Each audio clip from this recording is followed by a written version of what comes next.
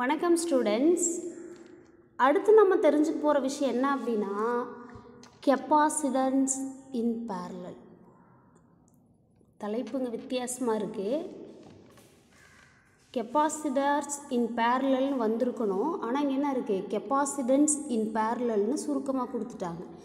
என்ன அர்த்தம் அப்படின்னா வெவ்வேறு மின்தேக்கு திறன் இருக்கிற மின்தேக்கிகளோட தொகுபயன் மின்தேக்கு திறனை பக்க இணைப்பில் இணைச்சிருக்கோன்னு சொல்கிறாங்க இல்லையா. நாம் எப்படி புரிஞ்சுக்கிறது, கெப்பாசிட்டர்ஸ் இன் பேரலல் மின்தேக்கிகளை என்ன பண்ணியிருக்கோம், பக்க இணைப்பில் இணைச்சிருக்கோம் அப்படின்னு எடுத்துக்கணும். சரிங்களா.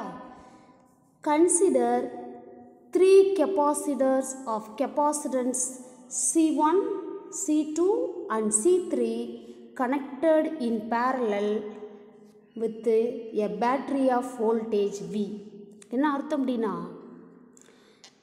C1, C2 மற்றும் C3 மின்தேக்கு திறன் கொண்ட 3 மின்தேக்கிகளை பக்க இணைப்பில் யார் கூட இணைச்சிருக்கோம், V அளவு மின்னழுத்தத்தை கொடுக்கக்கூடிய ஒரு மின்கலன் கூட இணைச்சிருக்கோம்.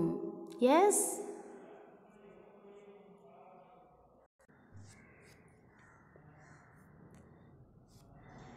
C1, C2, C3 கெப்பாசிட்டன்ஸ் இருக்கிற 3 கெப்பாசிட்டர்ஸை என்ன பண்ணியிருக்கோம், V அளவு வோல்டேஜ் அப்ளை பண்ணக்கூடிய பேட்ரி கூட பேரலலாக கனெக்ட் பண்ணியிருக்கோம், தொடர் இணைப்பில் இணைச்சிருக்கோம். ஓகே, ஆல்ரெடி நம்ம சர்க்யூட் டயக்ராமில் பார்த்தோம். என்னென்ன, சின்ஸ் corresponding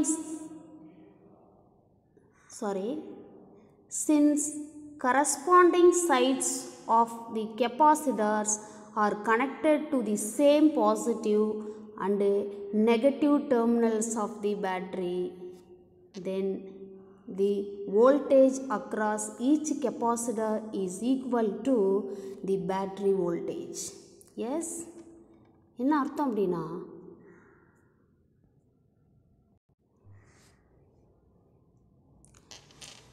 கவனிங்க குட்டி, நான் பேசுகிறது புரியுதா, கவனிங்க. Capacitors corresponding points of the கெப்பாசிட்டர்னு சொல்கிறாங்க. அப்படின்னா என்ன, மின்தேக்கிகளோட ஒத்த பக்கங்கள் இல்லையா. இது C1ஓட பாசிட்டிவ், இது C2ஓட positive terminal. This is positive terminal of the C3. அடுத்தது பாருங்கள், this is negative terminal of C1 and this is negative terminal of C2, then finally this is negative terminal of C3. அதான் சொல்லியிருக்கோம், corresponding sides of the capacitors. மின்தேக்கிகளோட ஒத்த பக்கங்கள் என்ன பண்ணியிருக்கு, பேட்டரியோட அந்த ஒத்த பக்கங்கள்னு சொல்கிறோம் இல்லையா.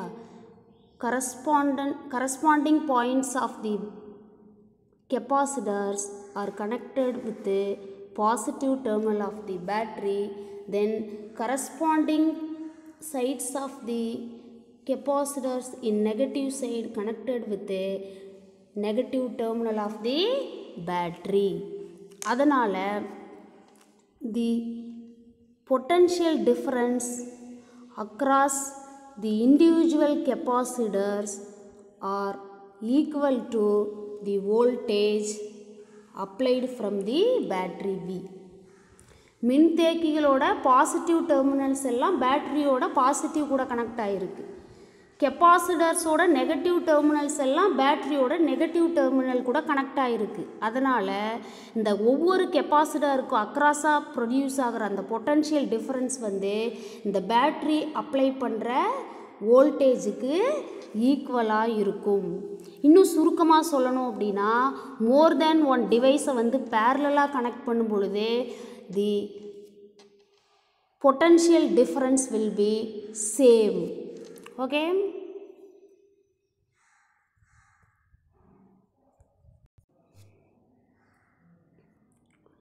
நெக்ஸ்ட் வாங்க.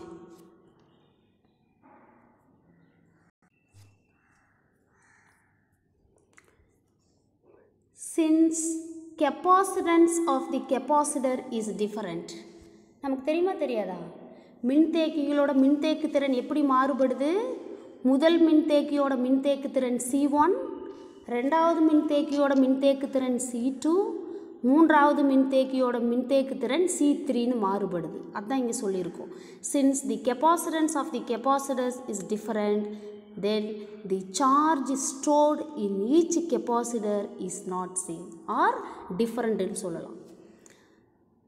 தனித்தனி மின்தேக்கிகளோட மின்தேக்கு திறன் வேறு வேறையாக இருக்கிறதுனால அந்த மின்தேக்கிகளில் சேமித்து வைக்கப்பட்டுள்ள அந்த மின்னூட்டங்களும் எப்படி இருக்குது? வேறு வேறு மாதிரி இருக்குது, ஒரே மாதிரி இருக்காது. நாட் தி சேம் அப்படின்னா ஒரே மாதிரி இருக்காது. Let the charge stored in the 3 capacitors be Q1, Q2 and Q3 respectively. இதில் நமக்கு என்ன தெரியுது? இதனால் மின்தேக்கிகளோட மின்தேக்கு திறன் வேறுபடுறதுனால அந்த மின்தேக்கிகளில் சேமித்து வைக்கப்பட்டுள்ள ஆற்றலும் மாறுபடுது.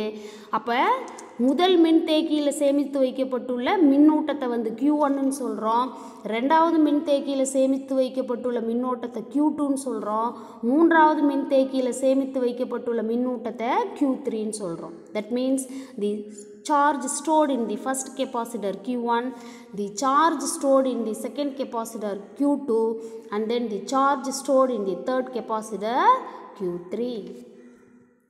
According to the law of conservation of total charge, law of conservation of total charge படி நம்ம பார்க்கும்போதே the sum of these 3 charges are equal to the charge transferred by the battery. மின்னூட்டங்கள் அழிவின்மை விதிப்படி, law of conservation of total charge அப்படின்னா மின்னூட்டங்களின் அழிவின்மை விதின்னு அர்த்தம். அதுபடி பார்க்கும்போது அந்த 3 சார்ஜஸோட மேக்னிடியூடை கூட்டுற வேல்யூ வந்து பேட்ரி அப்ளை பண்ணுற சார்ஜுக்கு ஈக்குவலாக இருக்கும். That is Q is equal to Q1 plus Q2 plus Q3. According to general expression or general statement நமக்கு ஏற்கனவே தெரியும் Q is equal to CV. இது எதிலிருந்து கிடைச்சது? Applied charge is directly proportional to the potential difference between the two plates of the capacitorன்றது நமக்கு தெரியும். இப்போ இந்த directly proportionalங்கிறது ரிலேஷனில் இருக்குது. ரிலேஷன் என்னது? சார்ஜ் இன்க்ரீஸ் பண்ணும்போது பொட்டன்ஷியல் டிஃப்ரென்ஸ் இன்க்ரீஸ் ஆகும், சார்ஜ் டிக்ரீஸ் பண்ணும்போது பொட்டன்ஷியல் டிஃப்ரென்ஸ் டிக்ரீஸ் ஆகும். ஆனால் இந்த ரிலேஷனை யூஸ் பண்ணி எவ்வளோ சார்ஜ் இன்க்ரீஸ் பண்ணும்பொழுது எவ்வளோ பொட்டன்ஷியல் டிஃப்ரென்ஸ் இன்க்ரீஸ் ஆகும், எவ்வளோ சார்ஜை டிக்ரீஸ் பண்ணும்போது எவ்வளோ பொட்டன்ஷியல் டிஃப்ரென்ஸ் டிக்ரீஸ் ஆகுன்றதை நம்மளால் கண்டுபிடிக்க முடியாது. அதனால் நம்ம என்ன செய்கிறோம் அப்படின்னு பார்த்திங்கன்னா இந்த Q is directly proportional to, what is this? Q is directly proportional to Vன்ற எக்ஸ்ப்ரெஷனை நம்ம ஈக்குவேஷனாக மாற்றுறோம். அப்படி ஈக்குவேஷனாக மாற்றணுன்னா என்ன செய்யணும்? நம்ம ஒரு ரிலவெண்ட் கான்ஸ்டன்ட் இந்த எக்ஸ்ப்ரெஷனில் இன்ட்ரடியூஸ் பண்ணணும். That relevant constant only the capacitance of that parallel plate capacitor. Yes? Are you clear with this? Yes. Therefore Q is equal to CV. Qங்கிறது CVன்னு நம்ம கண்டுபிடிச்சிட்டோம். அப்போது இங்கே பொட்டன்ஷியல் டிஃபரன்ஸ் கான்ஸ்டன்ட், இதிலேருந்து Q1ஓட வேல்யூ கண்டுபிடிக்கலாமா? Q1ஓட வேல்யூ வந்து C1V, அப்போ Q2ஓட value C2V, தென் Q3ஓட value C3V. இதெல்லாம் நம்மளோட general எக்ஸ்ப்ரெஷனில் apply பண்ணலாமா? வாங்க இங்கே பாருங்கள். Qக்கு பதிலாக CVன்னு நெக்ஸ்ட் ஸ்டெப்பில் நம்ம அப்ளை பண்ண போகிறோம். தென் Q1க்கு பதிலாக C1Vன்னு அப்ளை பண்ணுறோம், Q2க்கு பதிலாக C2Vன்னு அப்ளை பண்ணுறோம், தென் Q3க்கு பதிலாக C3Vன்னு அப்ளை பண்ணுறோம்.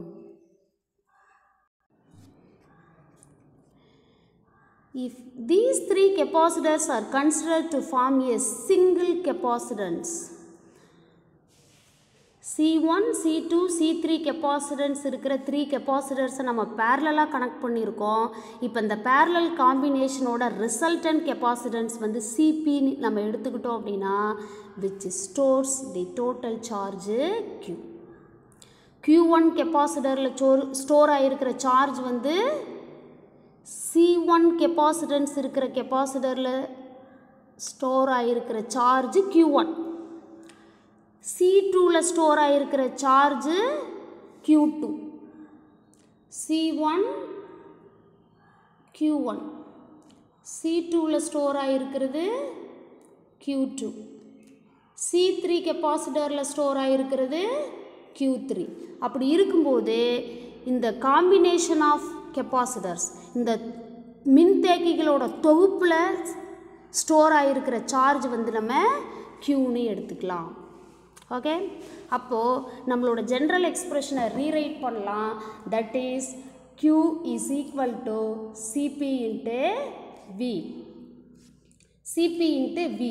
இங்கே இன்ஸ்டெட் ஆஃப் C, நம்மளோட ஜென்ரல் எக்ஸ்பிரஷனில் இருக்கிற Cக்கு பதிலாக நம்ம என்னென்னு அப்ளை பண்ணியிருக்கோம்? Cpன்னு அப்ளை பண்ணியிருக்கோம். என்ன காரணம் அப்படின்னு பார்த்தீங்கன்னா, capacitors are connected in parallel.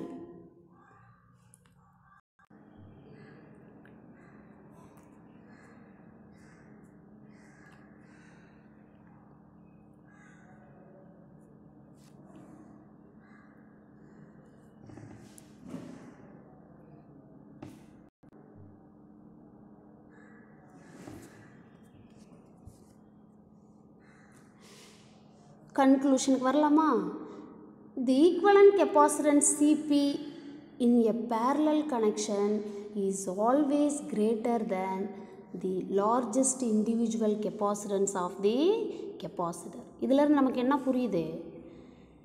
மின்தேக்கியில் தொடர் இணைப்பில் இணைக்கும் போது அதனோட தொகுபயன் மின்தேக்கு திறன் எப்பவுமே தனித்தனி மின்தேக்கிகளோட மின்தேக்கு திறனோட விட எப்படி இருக்கும்? அதிகமாக தான் இருக்கும். என்ன காரணம்? மின்தேக்கிகளை பக்க இணைப்பில் இணைக்கும்போது அதனோட தொகுபயன் மின்தேக்கு திறன் தனித்தனி மின்தேக்கிகளோட மின்தேக்கு திறனோட கூட்டுத்தொகைக்கு சமமாக இருக்குது.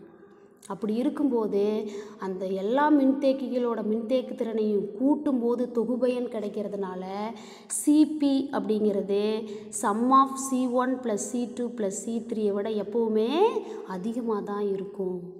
இன்னொரு விஷயம் இருக்குது. In a parallel connection, it is equivalent as area of each capacitance add to gives more effective area such that the total capacitance increases. அதாவது தனித்தனி மின்தேக்கிகளோட அந்த மின் தகடுகள் சேமிக்கிற தகடுகள் இருக்கு இல்லையா, அந்த பிளேட்ஸோட ஏரியாவை இன்க்ரீஸ் பண்ணும் பொழுது அந்த தொகுபயன் மின்தேக்கிகளோட ஏரியா இன்க்ரீஸ் ஆகும். அப்படி இன்க்ரீஸ் ஆகும்போது நம்ம டோட்டல் கெப்பாசிட்டன்ஸை இன்க்ரீஸ் பண்ண முடியும். தேங்க்யூ.